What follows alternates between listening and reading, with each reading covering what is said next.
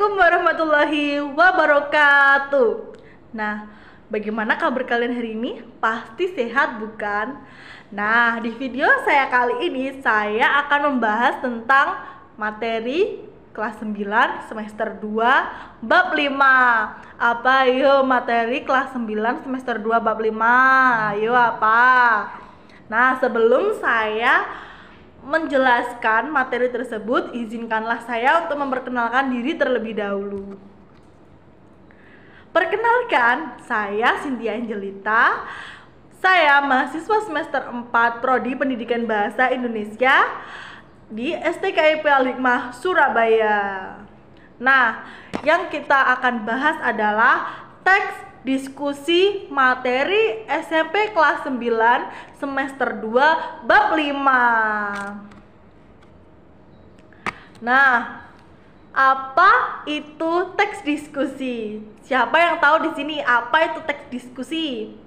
Pasti kalian belum tahu ya. Oke, kalau belum tahu, di sini saya akan menjelaskan tentang teks diskusi. Oke. Tulisan yang mengulas sebuah masalah atau isu dengan disertai argumen atau pendapat baik yang mendukung maupun yang menentang isu tersebut.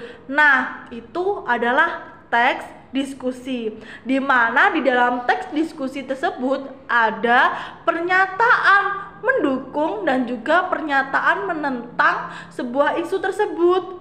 Nah, biasanya disebut dengan pro dan kontra.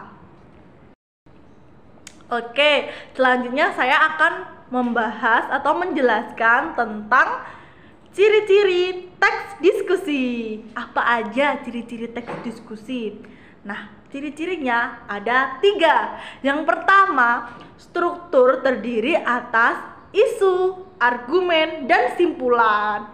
Yang kedua, memuat informasi yang informatif dan argumentatif.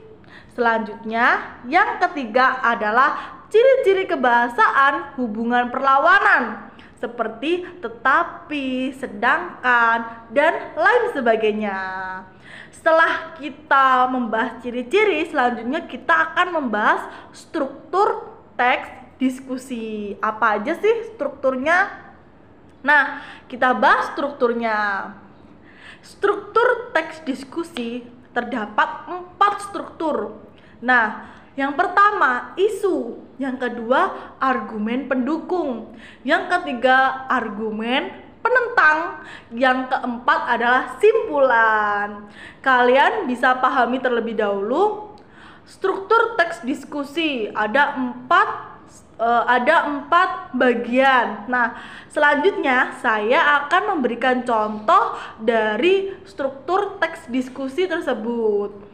Nah, simak baik-baik ya. Saya akan menjelaskan contoh dari struktur teks diskusi. Nah, berikut adalah contoh struktur teks diskusi. Nah, permasalahan di dalam teks ini adalah bolehkah siswa membawa telepon seluler ke sekolah? Yang pertama, kalian bisa menampilkan isunya terlebih dahulu. Bahwasanya banyak sekolah, terutama sekolah dasar dan sekolah menengah pertama, melarang siswanya membawa telepon seluler.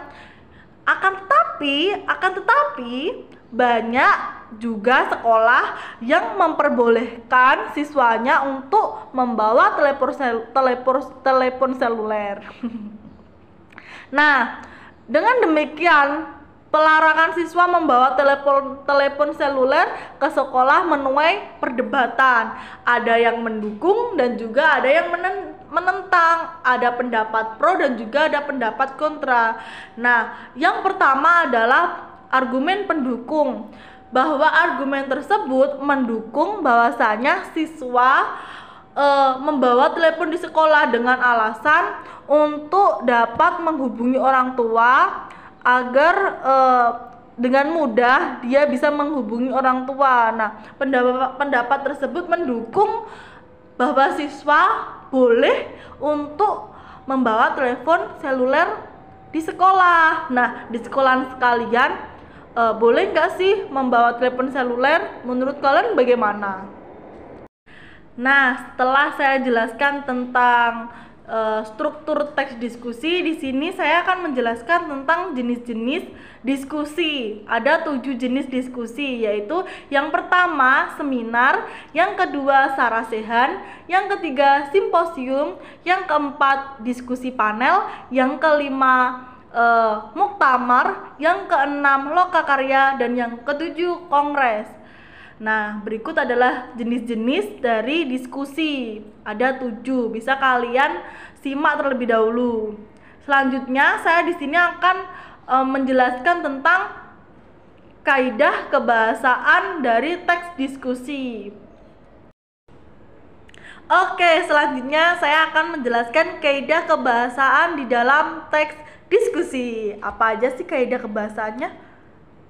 Nah, di kaidah kebahasaan teks diskusi ada konjungsi. Nah, konjungsi adalah kata untuk menghubungkan kata-kata ungkapan atau kalimat-kalimat sebagainya. Penggunaan konjungsi perlawanan pada teks di atas, teks diskusi di atas. Jadi teks yang saya berikan contoh dalam struktur teks diskusi tadi ya. Nah, contohnya ini, banyak sekolah terutama di jenjang sekolah dasar dan sekolah menengah pertama melarang siswanya membawa telepon seluler. Nah, ini adalah konjungsi perlawanan dalam teks diskusi. Tetapi banyak juga sekolah yang memperbolehkan siswanya untuk membawa telepon seluler dengan berbagai persyaratan.